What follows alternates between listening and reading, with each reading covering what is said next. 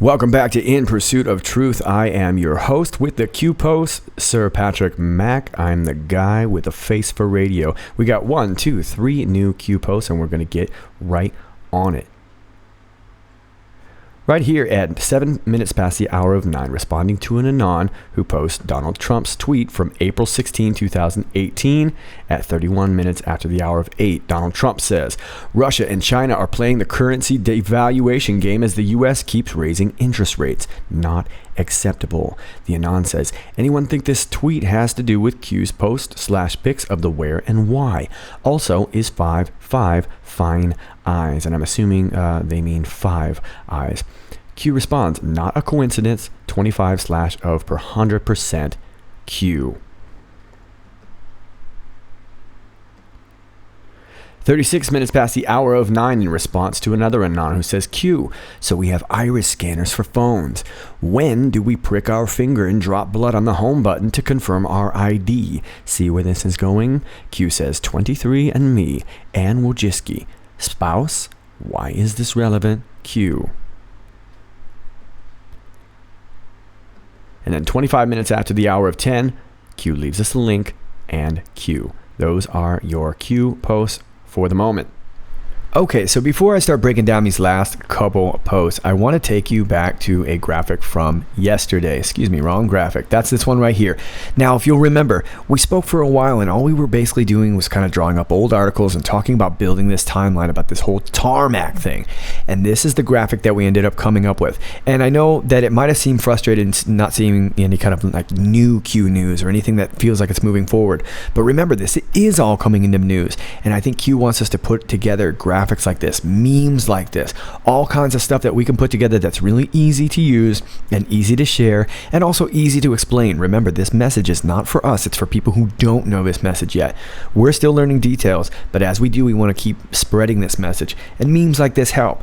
Also, if I understand correctly, I would guess that a lot of these social media these outlets that are trying to detect things, whether it be keywords or videos or whatever it might be, they use these kind of algorithms, and maybe they won't be able to recognize memes as well. So if you can get things on memes, maybe it gets through a little bit better. Just a guess, but I would assume that would be correct. I could be wrong. Somebody could prove me wrong. But I think the idea is simply this, is that Q wants us to start taking the information that Q is giving us, and when we get to it, putting it together in this kind of fashion so that we can share it, spread it, and flood the internet with it. And in this point, in relation to the tarmac story, well, we all know about the tarmac story. We don't want to talk about it anymore. We want to get this video out or this audio out or whatever it is. This is going to help us get it out, and that's at least my guess according to the Q narrative. I hope that helps, okay? So we are moving on to the first Q post today, 7 minutes after the hour of 9. And Q is responding to this tweet right here. Russia and China are playing the currency devaluation game as the U.S. keeps raising interest rates. Not acceptable. Okay, well, if you remember, China's going to this sort of backed currency. They want to try and back their currency in gold, and it's going to probably compete with the dollar. And Anon says, anyone think this tweet has to do with Q's post, pics of the where and the why? Also, is 5 fine eyes? And Q responds, not a coincidence, 25/100% Q. Okay, well, this one is a little bit confusing, and I'm just going to take a guess here, but I want to take you over here to CBS News. This is April 1st, 2018. China imposing new tariffs on U.S. products in retaliation of Trump's tariffs. So you remember, Trump imposed a bunch of tariffs, and then China just came right back with it, and everybody freaked out about this, tariff war and da-da-da-da. Well, this is the way business gets done. You got to throw your offers out there before you can get a return offer. China says it's rolling out new tariffs on U.S. meat, fruit, and other products as retaliation against taxes approved by President Trump on imported steel and aluminum. Remember, we've talked a lot about steel. The Chinese finance ministry says in a statement that the new tariffs begin Monday. The announcement follows through on warnings Chinese officials have made for several weeks in an escalating trade dispute with the United States. China's Customs Tariff Commission is increasing the tariff rate on 8 imported U.S. products, including pork, by 25%. It's also imposing a new 15% tariff on 120 imported U.S. commodities, including fruits. The tariffs mirror Mr. Trump's 25% charge on imported steel and 15% hike on aluminum. Mr. Trump's tariffs are partly a response to complaints that Beijing steals or pressures foreign companies to hand over technology. Okay, so let me just go on to say right here, these last couple articles, or last couple paragraphs. We have spoken to China, and we are in the midst of a very large negotiation, Mr. Trump said at a signing ceremony. We will see where it takes us. In the meantime, we are setting a Section 301 action. Mr. Trump says he has asked Chinese officials to immediately reduce the U.S. trade deficit with China by $100 billion. Okay, so knowing that, and I don't know that this helps, I'm just venturing a guess. I'm assuming when Q says not a coincidence, of course, they're talking about the idea that we're talking about this currency devaluation. And just yesterday, we were here looking at the stock exchange in Shenzhen. So is this something going on with this? Is there something going on with investments here? Or is this where it's all going down as far as the devaluation of the dollar? We don't know. But could this 25 of 100% simply be that we've already reduced a little bit? We've exchanged some tariffs. Remember, Trump wants to have reduced the trade deficit with China by $100 billion, okay? And he raised a 25% charge on imported steel. So could this just be 25% of 100% goal? I don't know. Could it be that this Anon was 25% out of 100% correct? I don't know. But that's at least a thought that I can venture for you. Okay, let's move on. 36 minutes after the hour of 9, Q responds to an Anon who says, Q, so we have iris scanners for phones. When do we prick our finger and drop blood on the home button to confirm our ID? See where this is going? And Q says, 23andMe, Ann Wojcicki, spouse. Why is this relevant? Okay, well, if you've been following any of my videos, or probably a lot of others, 23andMe is this, oh boy, how should we say? It's a genome kind of thing. You send them a swab of your DNA, and then they tell you where you're from, and this and that, and it's all good. Ann Wojcicki is the CEO of 23andMe. Well, let's talk a little bit about her. All right, this is her off the Telegraph, and this article is out of the 17th of April, 2018. Are you at risk of cancer? Ann Wojcicki's controversial home DNA testing kit will tell you. The U.S. health watchdog has clamped down on 23andMe, the affordable DNA testing service. Ann Wojcicki, its founder, is sticking to her guns. Now, I don't want to go way into her because you may probably already remember. But let's just talk a little bit about her family. Ann Wojcicki herself appears to carry the high-achieving gene. She was born in San Mateo County, California on July 28, 1973. Her father, Stanley, had fled communist Poland at the age of 12, studied at Harvard, and served as a physics professor at Stanford University for 44 years before retiring in 2010. Her parents were interesting characters, by the way. Her mother, Esther, is an award-winning teacher at Palo Alto High School, who founded what has become one of the most prestigious journalism courses in the U.S. and is the youngest of 3 daughters. Her eldest sister, Janet, is a Fulbright-winning PhD anthropologist and epidemiologist at the University of California. Her other sister, Susan, is a Harvard graduate who in 1998 rented her garage to a pair of students who were launching a tech startup. Who were those guys? The company turned out to be Google and would later marry one of the founders, Sergey Brin. Oh, that's the dude from Google. And Susan became employee number 16 the following year. She is now the CEO of YouTube. Oh my goodness. So, and here, we got another one of these humanitarians. And her sister's the head of this channel on this very, very app right here that you're probably listening on YouTube. Wow. High achieving people. And she's married to Sergey Brin. You know him, president of Alphabet.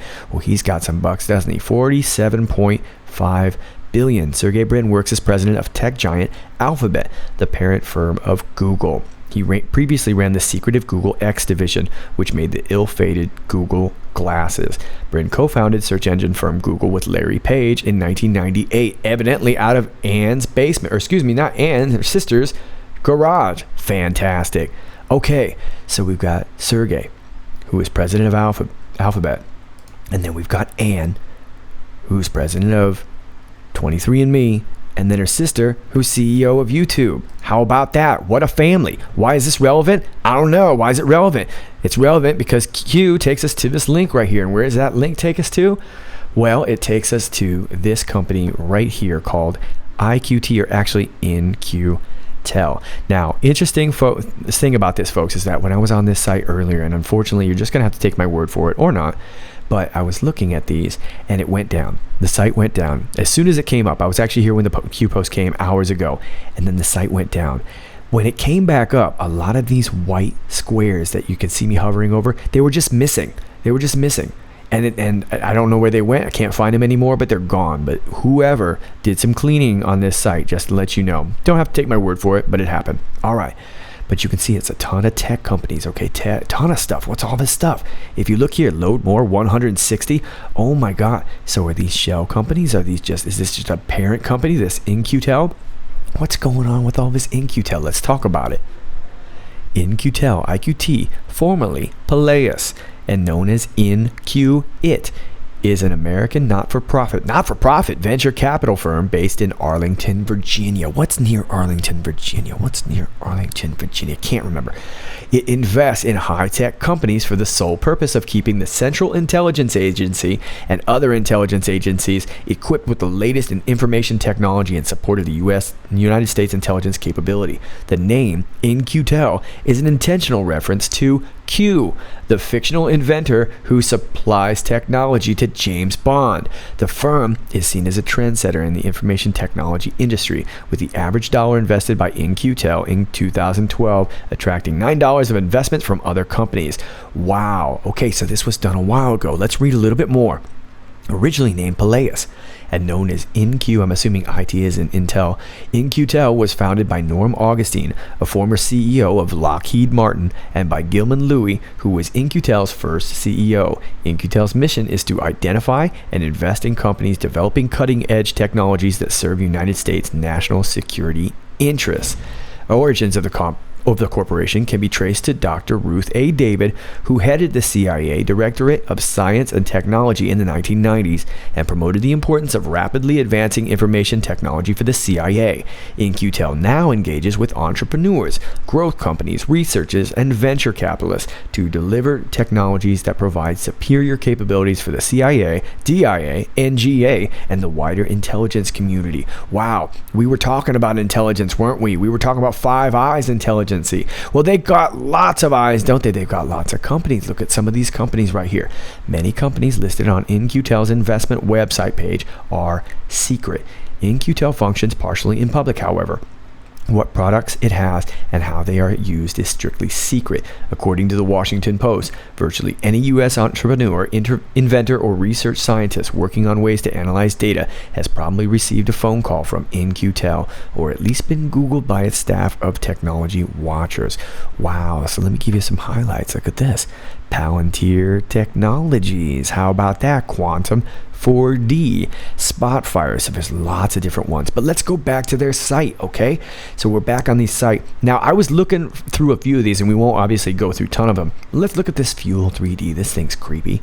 Fuel 3D, shaping futures, who we are pioneers of tomorrow, born out of Oxford University and bonded by proprietary science, math, and technology, fueling what comes next, in service of a mission to inspire others to solve problems, the world's biggest challenges, and the meaningful little victories in health, in surgery, in measurement, always in the real world. Image processing, imagination capturing to shape information that's uniquely accurate, reassuring, and personal. Okay, you get it, But the end is something interesting. To produce a single 3D image that will change something, that might change everything, and shape all our futures. I didn't ask for my future to be shaped, did you? Did you ask Fuel 3D? Didn't ask you to shape my future.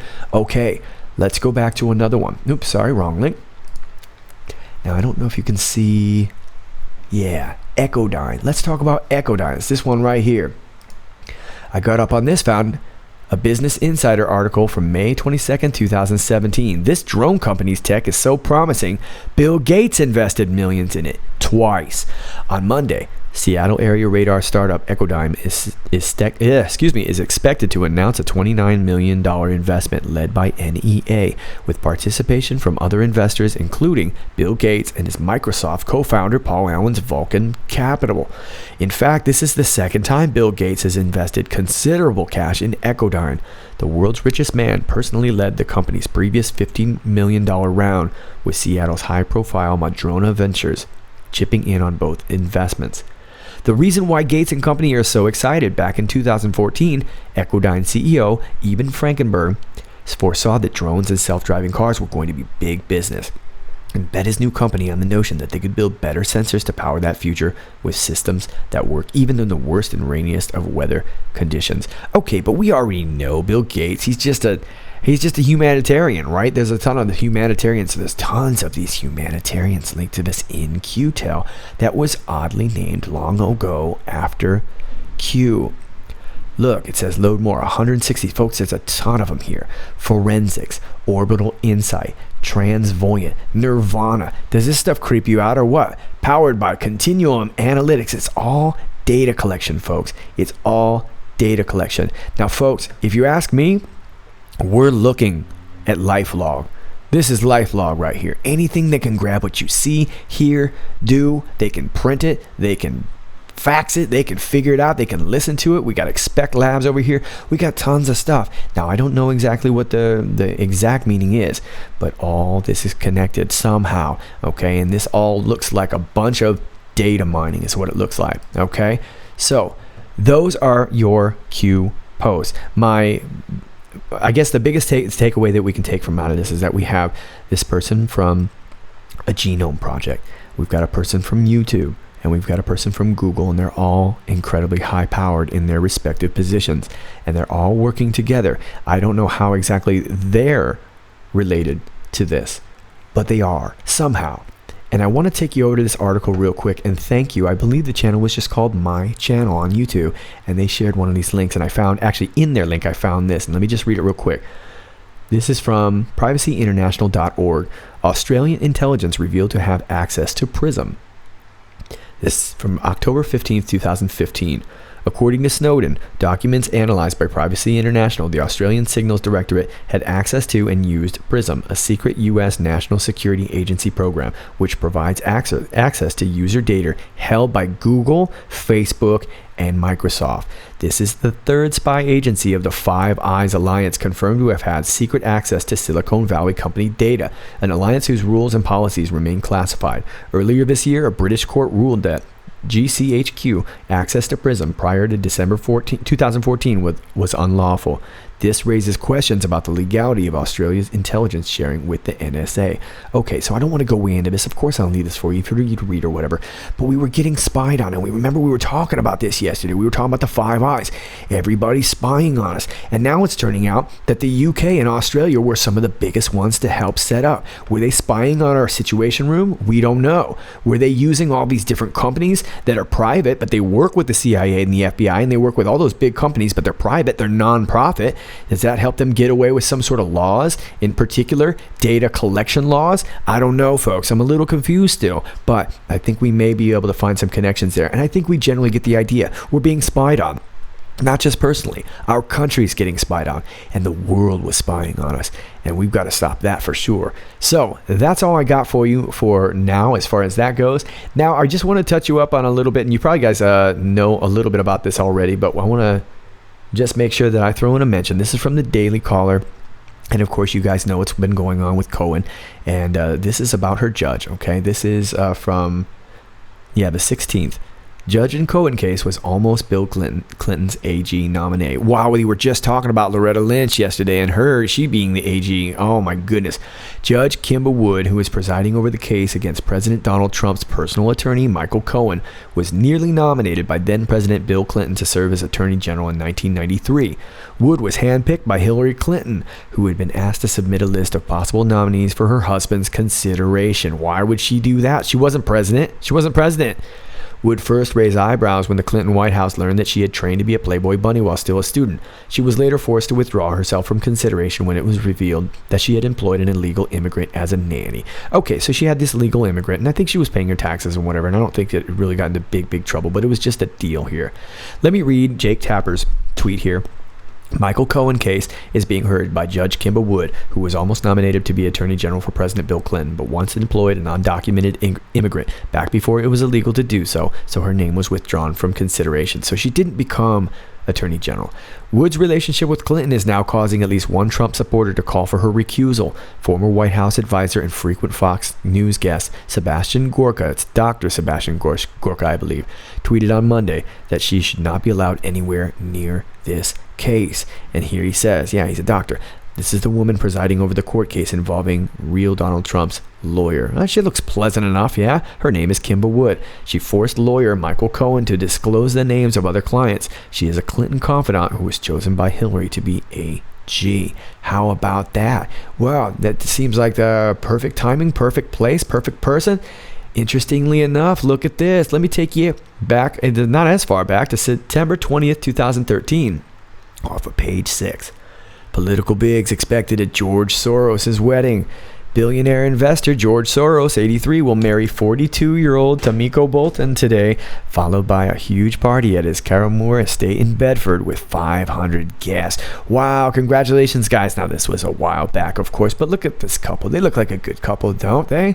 They look like they have a lot in common, because he's got a lot of money, and then she's also got a lot of money now, so they got a lot in common now. That's good for them. Kimba Wood, a federal judge, will perform the non-denominational ceremony, which will be attended by members of the couple's families, including his 5 children. A source familiar with the arrangement told Reuters. Okay, so she presided over this wedding for George Soros. I'm sure there's probably no conflict of interest there at all. Not at all. We should be fine. All right, folks, you guys got that story. You know what's going on. We're going to keep following up on that story. Now, I want to refer to something very quickly and only quickly. We may or may not get into this at another time really soon. Who knows? This is off of yournewswire.com, November 4th, 2017. This was a little bit while back, but it's going to come back in. As you guys know, this has all been swirling around rumors that there's a dark web video about to be released. NYPD Hillary Clinton pedophile sex tape about to be released. According to investigative journalist Liz Crokin, sources within NYPD claim the video is the Rosetta Stone of information connecting senior politicians such as Clinton to an elite pedophile ring. According to Crokin, there is a video Clinton engaging in sexual act with her aide Huma Abedin and an underage girl. Okay, well, folks, this is pretty horrible stuff. And I'm not sure exactly how I want to tackle this yet. I think a lot of you guys already know, and maybe some of you have even seen videos or clips of the video. I myself have seen a couple clips already, and although I don't think it's the clip that they're talking about here, I do think it's very incredibly disturbing, and I'm not exactly sure how I'm going to tackle this yet. But I would suggest to you, if you do get an opportunity to download this video, that you do not. Remember that if this truly is a snuff video, you could be arrested for having it. So be really, really careful. And it also could be a trap, too, to get you to download this so that people can get weeded out. So please be careful in handling of that information. However, if you do have information about this and you would like to share it with me, here's what I'm asking you to do. I'm asking you to email me at the email you'll see at the end of the video. Do not send anything. Email me regarding the situation, and then I will tell you how we can deal with it from there.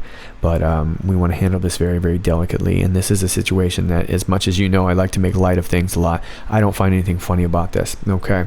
So I hope that helps you, folks. Those are your Q posts. As always, if anything else pops up, I will get right on it for you, and I hope that helps. But I would like to take a little time for myself today. I had been cranking out videos like crazy, and it's time for me to just take a little breather and get a little fresh air and put everything back into perspective. Thank you guys so much for all your supportive comments and all your help, all your links, and keep it up, please. And keep those memes going. You're welcome to send them over to my Twitter, and of course that link will be below as well. Okay, there you have it, and until next time, I am Sir Patrick Mack. Stay healthy, folks.